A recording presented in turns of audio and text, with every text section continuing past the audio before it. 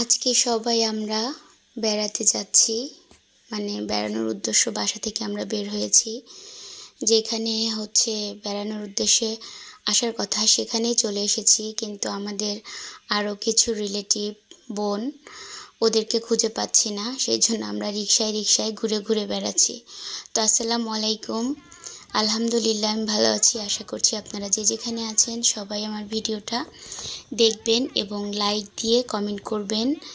যদি ভালো লাগে তাহলে শেয়ার করে দিবেন। আমার পাশে সবাই থাকবেন, আমাকে অনেক দূর পর্যন্ত এগিয়ে নিয়ে যাবেন। সবার কাছে অনুরোধ রইল। তো এত সুন্দর প্রকৃতি, এত সুন্দর মানে আশপাশে ঘুরছি রিকশাতে। আরও রিকশাতে ঘোরার আনন্দটাই তো আলাদা। ওই ফিলটাই হয় আলাদা রিকশাতে ঘোরার জন্য। তো আমি, আমার ছোটো ননদ আর আমার বড় ননদ আর আমার শাশুড়িও আছে আর আমার সতীনও আছে, সবাই মিলেই ঘুরতে বের হয়েছি। তো এখানে একটু স্লো দিয়েছি, কারণ এখানে বাচ্চাদের বেশ কিছু রাইড আছে। আর সবাই যাদেরকে খুঁজছি তাদেরকে ফোন দিয়ে জিজ্ঞাসা করা হলো। পরে আমরা এখানে নেমে পড়ি, জন্য তাদেরকে এখানে আসতে বলা হয়েছে। আর এর মধ্যে বাচ্চারা তো খেলার রাইড দেখলে বুঝতেই পারেন যে পাগলের মতো হয়ে যায়। তো আমার দুই ছেলেকে আমার ছেলে আর আমার সতীনের ছেলে, দুই ছেলেকে এখানে দেখেন উঠিয়ে দেওয়া হয়েছে। আর তারা এখানে কি পাগলামো সাগলামো করছে। বাচ্চারা এই জাম্পিংয়ে যে কি মজাটাই না পায়, এটা বাচ্চারাই বুঝে, কারণ বড়রা তো এটা খেলে না, বুঝে না। তবে ওদের দেখে মনে হয় যে বেশ ওরা আনন্দ করে এটাতে উঠলে পরে। তো যাক, ওদেরকে খেলতে দেওয়া হয়েছে। এই দিকে আরও সব বাচ্চারা দাঁড়িয়ে আছে আর আমরাও দাঁড়িয়ে আছি আমাদের গেস্টের জন্য, আমার সতীনের দুই বোনের জন্য। ওরাও আসছে। আর এখানে ছোট ছোট পিচি পিচিগুলা এই রাইডে ওঠার জন্য ওরাও আবার বায়না করছিল। পরে কি আর করার, পরে টিকিট কেটে ওদেরকে উঠিয়ে দেই, ওরাও একটু আনন্দ করছে। আর পরিবার নিয়ে একটা জায়গাতে ঘুরতে যাওয়ার আনন্দটাই আলাদা। আর আমি বাড়ির বড় ছেলের বউ কি, একটাই ছেলে, একটা ছেলের দুইটা বউ। আমার হাজব্যান্ডের বড় বউ আমি, সে আরও একটা বিয়ে করেছে। তো দুই বউ, আলহামদুলিল্লাহ আমরা সবাই একসাথে ভালো আছি আর ভালো থাকতে চাই এভাবে। আল্লাহ পাক যেন এভাবেই ভালো রাখে।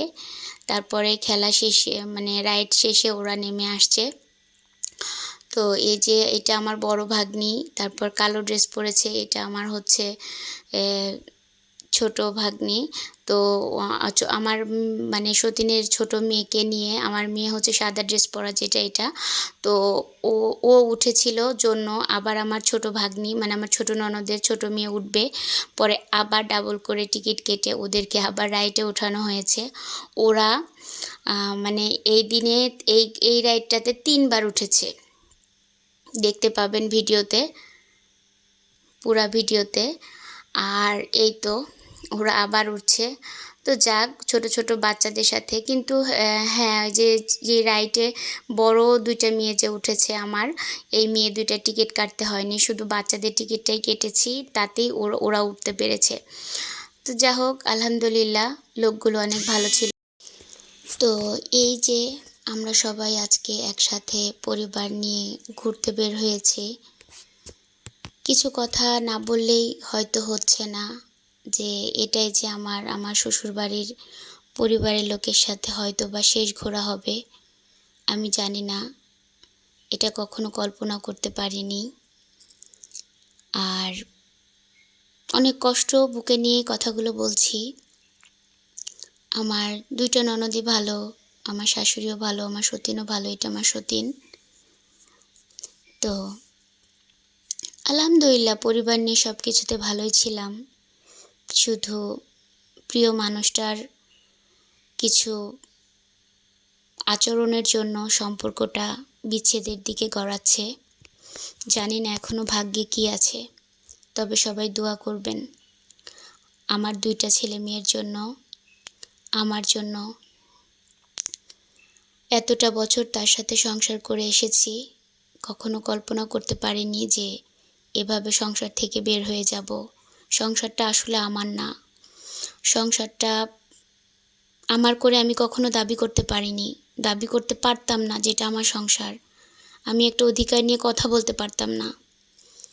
আমি আসলে বোকার রাজ্যে বাস করে দাবি করতাম, দাবি করতে চাইতে গিয়ে অপমান হয়ে ফিরে আসতাম। তো এই যে টুকটুকি বুড়ি, ও হচ্ছে আমার সতীনের মেয়ে। আলহামদুলিল্লাহ, ওই যে বললাম না, একটা কথা বারবার বলছি হয়তো বা, পরিবারের সবাইকে নিয়েই ভালো ছিলাম। হাজব্যান্ড বিয়ে করেছিল, তার বউকে নিয়ে, তার 2টা বাচ্চাকে নিয়ে, আমার 2টা বাচ্চাকে নিয়ে, শ্বশুর শাশুড়ি, ননদ দেবর, যারা যারা আত্মীয় স্বজন আছে সবাইকে নিয়েই ভালো ছিলাম। কিন্তু এই ভালো থাকাটা শুধু আমাদের 2জনের জন্য হলো না। তো এই যে পরে গেস্টরা চলে আসে, তাদেরকে নিয়ে একদম সন্ধ্যা গড়িয়ে এসেছে। তারপর বাচ্চাদের ক্ষুধাও লেগে গিয়েছে। এখন আর কি করার, পরে আমি আমার সতীনের সাথে করে দেখতে আসলাম যে কোন জায়গাটা আমাদের জন্য বেটার হবে। তো পরে বসলাম, সবাই বসছি। এই যে আমাদের গেস্ট 2জন একটা বেবিকে নিয়ে চলে এসেছে, আর আমাদের এই যে বড় বড় গেস্টগুলো বসেছে। ওদের অনেক ক্ষুধা লেগেছে, আর সবচেয়ে বড় কথা পানির তৃষ্ণা লেগেছে, অনেক গরম পড়েছিল। তো এই জন্য ওরা যেটা খাবে ওদের জন্য সেটাই অর্ডার করা হয়েছে। তো ওরা এটা খাচ্ছে, খেয়ে একটু শান্তিতে বসুক আগে, তারপর আমরা আমাদের যেটা ভালো লাগে সেটা খাবো।